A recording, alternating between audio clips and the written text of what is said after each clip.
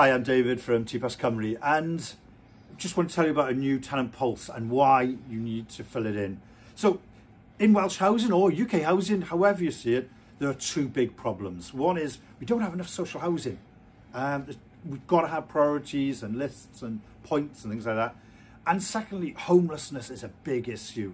It's an awful issue. It's not just for the people impacted, but that impact on the NHS, on children's education, social services. It's a huge cost to society. We've got to collectively solve homelessness.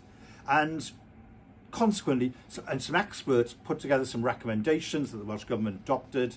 And one of those is to change the housing allocation policy so that people who are facing homeless or are homeless are effectively prioritised over anything else.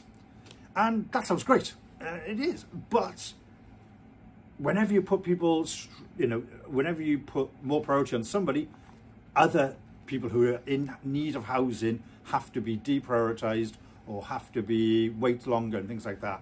And therefore, Welsh Government have asked TPAS Cymru to do a survey of existing tenants on what you think of these changes. How do you feel about the reforms? And therefore, we've got a Tenant Pulse for you. We would love to get your views on. Diolch yn fawr.